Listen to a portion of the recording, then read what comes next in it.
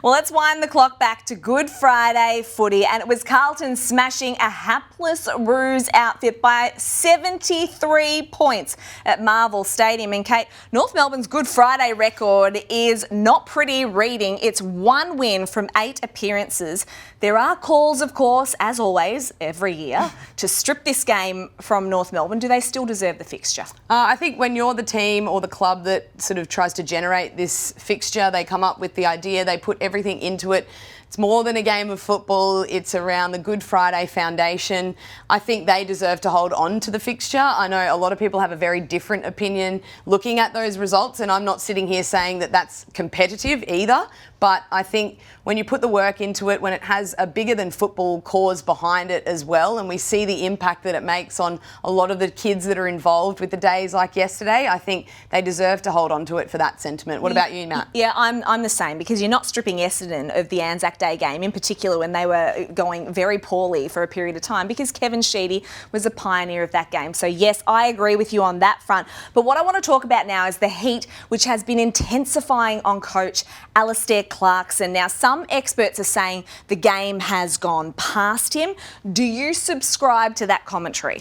I don't. I think they need to give him a little bit longer to get his feet under the desk, so to speak. Okay. And the reason that I sort of say this, I've had a little bit of a deep dive. So 2007 Hawks, this was the 3rd year that Clarko took over at Hawthorn.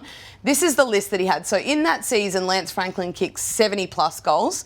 Jared Ruffhead kicked 40 plus goals. You've got Sam Mitchell in his 6th season, Mitch Lewis his 3rd season, Crawf in season 12 plus, he'd played forever, and Luke Hodge in his 6th season. We compare that to the weapons at Clarko's disposal at the moment. So you've got Nick Larkey, who has had a 70 plus season, Cam Zerha, north of 35, I think one of his seasons hit. Then you've got Davies Uniacke, who they've been able to lock away and sign. That's a win. He's now in his 8th season. And then you've got Luke Parker, who's just come across to the club, 2 games away from playing his 300th, and Harry Sheezel, who essentially is still in his 3rd year of football. So I think when you compare like for like, the players that he had at his disposal in the 2007 Hawks, I think everyone would argue that it's stronger and more experienced than what we're seeing right now on the Roos list. He's also come in and taken over a list where some of the players were contracted before he came in. So he's playing those players. He has no real options with getting rid of them or not playing them to that sense.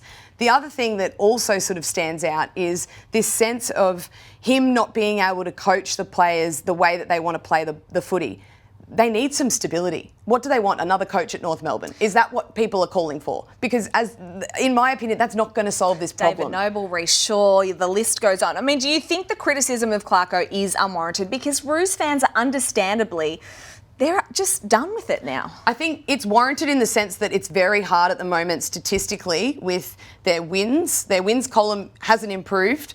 Their points for has improved. They're kicking at least a couple of goals more a game, but they're conceding more points as well. So if you're looking at on a whole, on paper, you say you've really struggled to find statistical improvement in their game, but I think they need to back Alastair Clarkson in for a little bit longer before they start going on about him not being able to coach this list the way that they want him to. Because I come back to the last point. What's the other option? Another coach at North Melbourne, another coach for players to get used to, another coach to form relationships, to change game plans. I don't see how that actually helps with what the problems are at the moment.